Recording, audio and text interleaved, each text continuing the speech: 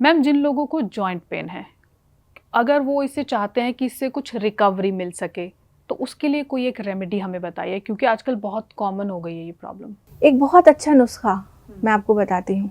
अगर आपको जोड़ों में किसी भी तरीके का दर्द है, किसी भी जॉइंट में, चाहे वो बैक हो, आपका हिप हो, आपकी नीज हो, शोल्डर हो, किसी भी जॉइंट में अगर आपके परेशानी है, उठने बैठने में परेशानी है, तनाव और खिंचाव के मारे रात भर आप सो नहीं पाते, आपको नींद आती रहती है, तो एक नुस्खा जो आपको रोज अपना लेना चाहिए, खा लेना चाहिए। अलसी के बीज 500 ग्राम लीजिए और उसको ड्राई रोस्ट करके उसका फाइन पाउडर बना लीजिए। और एक आता है गोंद सिया, जिसको काला गोंद कहते हैं। ये बहुत सालों से आयुर्वेद और यूनानी में इस्तेमाल होता आ रहा है, स्पेशली जॉइंट्स पेन के लिए। इसके अंदर बहुत सारे एंटीऑक्सीडेंट्स और एंटी इन्फ्लेमेटरी एजेंट्स होते हैं जो आपके जॉइंट्स की सूजन, दर्द, तनाव, जितनी भी परेशानियां हैं वो सब खत्म कर सकते हैं। ये भी एक रॉ मटेरियल के फॉर्म में आता है। ये भी आप अपने घर में पीस के रख सकते हैं। तो अलसी का पाउडर बन गया और गोंसिया का पाउडर। 1 चम्मच अलसी का पाउडर लेना है और 1 से 2 चुटकी गोंसिया का पाउडर। ये दोनों चीजें मिलाकर आप 1 गिलास पानी में मिलाकर सुबह और शाम को पी लीजिए। 1 हफ्ते के अंदर अंदर आपको फर्क दिखना शुरू हो सकता है। आपकी जितनी भी जॉइंट से रिलेटेड परेशानियां हैं, दर्द, दुखन, चलने में परेशानी, उठने बैठने में परेशानी, इन सब चीज़ों में आपको काफ़ी आराम मिल सकता है। मैम, अलसी तो आप दुकान पे जाओ, आपको समझ में आ जाएगा कि अलसी के बीज दे दो, कोई आपको दे देगा। लेकिन गोंसिया को लेकर चीज़ें समझ में नहीं आएंगी। गोंसिया कई तरह के, कोई भी मार्केट में पकड़ा देगा, तो पता कैसे चले कि सही कौन सा है, गलत कौन सा है, असली कौन सा है, नकली कौन सा है? देखिए, ये एक बहुत हार्ड पत्थर के जैसा होता है और ब्लैक ब्राउनिश कलर का होता है। रंग इसका ऐसा है और खाने में ये बहुत कड़वा होता है। इसका पाउडर इतना कड़वा है कि आपको उसके बाद कुछ खाने की ज़रूरत पड़ेगी, मीठा या कुछ, आपको अच्छा नहीं लगेगा वो खाने में। अगर आप ऐसे चाट के खाते हैं तो बहुत कड़वा है वो। और नकली, जैसे आपने कहा, मार्केट में बहुत ज़्यादा अवेलेबल हैं और हर जगह आजकल गोंसिया नकली मिल रहा है, मैं देखती हूँ। तो अगर आप नकली लेंगे तो उससे कुछ फ़ायदा नहीं होगा। मैं अपने पेशेंट्स को रेकमेंड करती हूँ हकीम सुलेमान खान का गोंसिया लेने के लिए, क्योंकि उसमें वो सारी प्रॉपर्टीज़ हैं जो कि एक अच्छे गोंद में होनी चाहिए। तो अगर आप भी लेना चाहें तो वो ट्राई कर सकते हैं। तो मैम, ये जो आप बता रहे हैं हकीम सुलेमान साहब का गोंसिया, क्या ये भी आप जैसे बता रहे हैं पत्थरों की फॉर्म में मिलता है, या किस तरह से, कैसे इसको क्या करना जी, है? ये भी एक मटेरियल, रॉ मटेरियल के टाइप में होता है। इसको आप घर पे पीस के रख सकते हैं। और अगर आपको पाउडर लेने में कुछ परेशानी है तो इसके कैप्सूल्स भी आते हैं, गोंसिया के कैप्सूल्स। आप वो भी 1 कैप्सूल सुबह और 1 शाम को ले सकते हैं। तो ये दोनों सेम होंगे, मतलब सेम होंगे बिल्कुल। ये इसलिए बनाया गया है क्योंकि कुछ लोग, जैसे मैंने आपको बताया, बहुत कड़वा होता है, उनसे लिया नहीं जाता। कुछ लोग शिकायत करते हैं कि इसको लेने के बाद हमारे ऊपर ज़बान में चिपक जाता है, तालू में चिपक जाता है ये।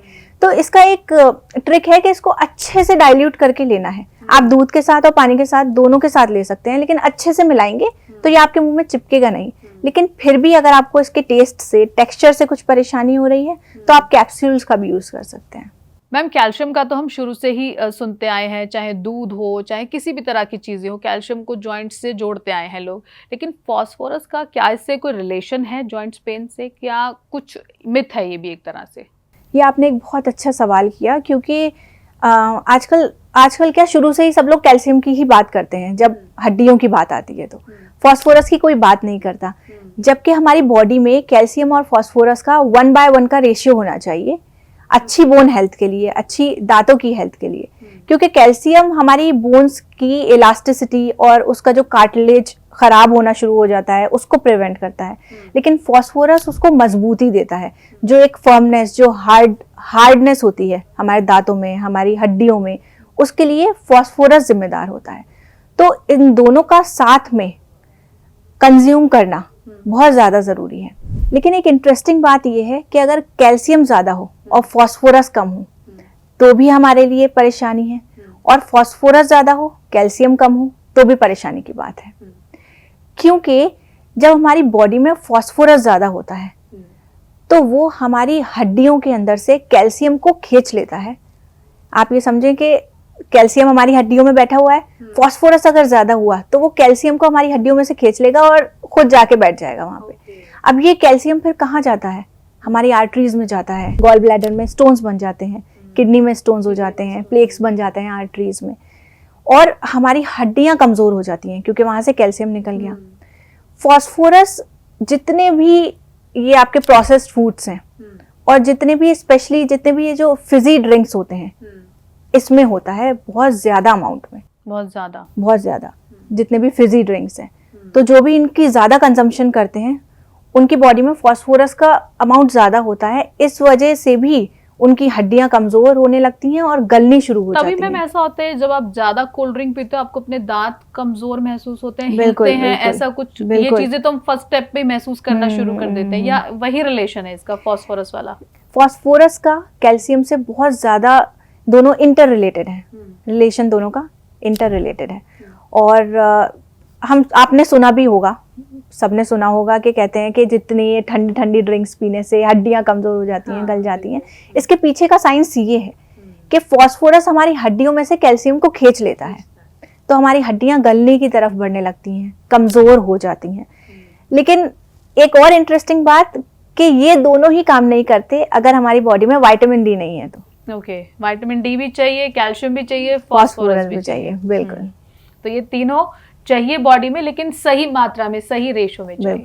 बहुत बहुत शुक्रिया मैम आपका, आपने इस तरह की जो चीजें समझाई और बड़े अच्छे तरीके से आप समझाते हैं ताकि लोगों को इजी वे में चीजें समझ आ जाती है। बहुत बहुत शुक्रिया आपका। तो फिलहाल मेरे साथ इतना ही, मुझे दीजिए इजाजत, नमस्कार।